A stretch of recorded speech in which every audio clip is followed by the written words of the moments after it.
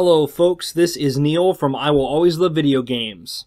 First off, I'd like to make some things crystal clear. As of December 2013, IWALVG is not monetized, does not have any sponsors, and is not a part of any larger multi-channel networks on YouTube. I'm saying this so nobody can say I'm just complaining about the massive changes happening to YouTube or that I'm losing money. It may not affect me or this channel personally yet, but it's still something that needs to be addressed because it affects everyone on this site, monetized or not, partnered or not.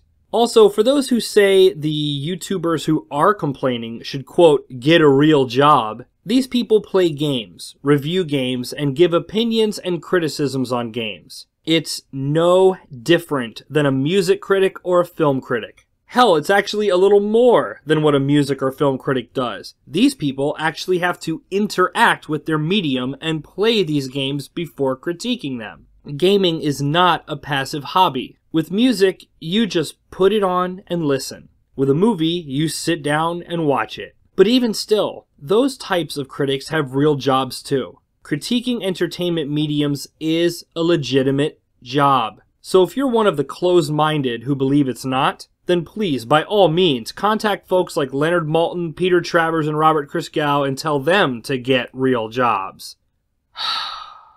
Now that I've gotten that off my chest, let's get into the real story.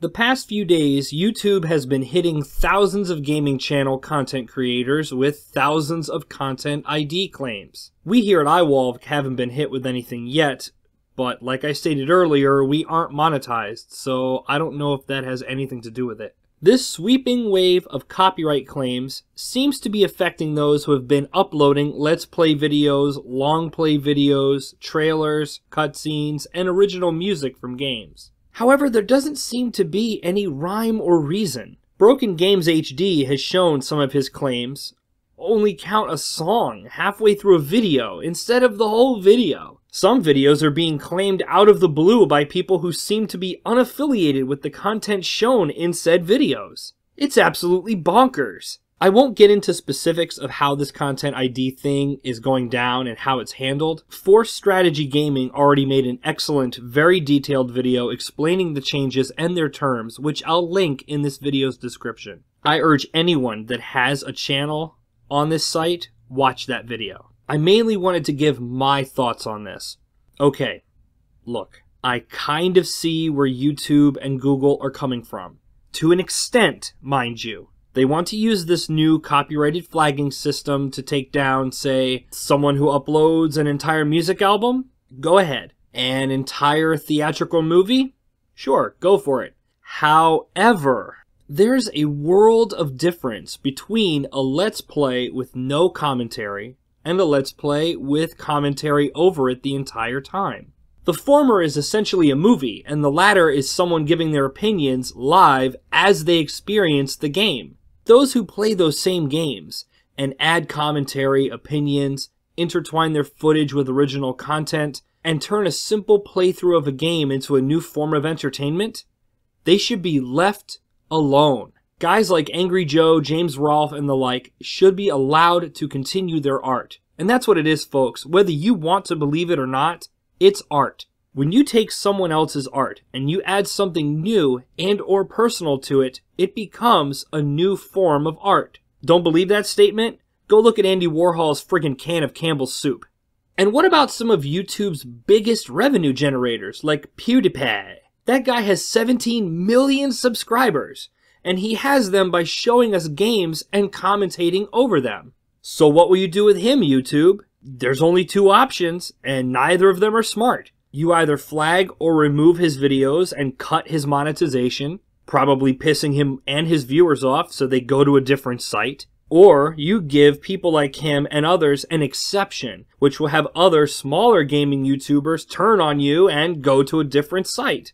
Would you guys at Google and YouTube just come out and say in plain friggin' English what is and what isn't allowed in monetized videos? Just come out and say, you can use gameplay footage, but only if you talk over it. You can only use 10 seconds worth of trailer or cutscene footage, and you can show up to 50% of a game's length, but not to completion. These are just random ideas, but do you get what I'm saying? Give some clear answers. If you did that in the first place, sure, people would still be pissed off, but at least there'd be some sort of concrete guideline they could follow for their future uploads. Geez, if you have to, just come right out and say, you can only monetize a video if it has 100% original content and no gameplay footage. Would that suck? Yeah, sure. But at least then, we can figure out in advance what to put ads on and what not to. We could figure out what to monetize and what not to. Come out and give us some clear answers. Plain English, guys.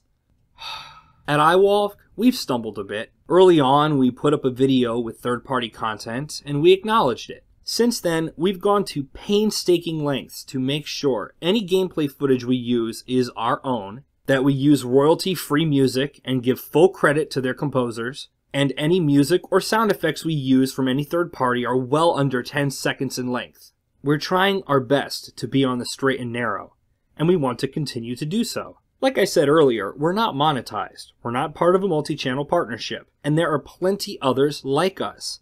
Gamers who simply want to share our excitement and love over video games with others who share our interests. YouTube, Google, you're wanting so much to make this site a community. You don't do it by forcing Google Plus on us. You don't do it by overhauling the site or making drastic term changes. You do it by giving your community options and freedom. I hope you reevaluate your strategy, guys. If you think a competitor won't try to rise up and take away the creators you've hammered and pushed away, well then, you're dead wrong. No matter how big a site can grow, there can always be a site that's bigger. And if you don't believe me, go see how MySpace is doing. Anyway, folks, thank you for watching. Don't forget to rate, comment, favorite, and subscribe, and I'll see you next time here on I Will Always Love Video Games.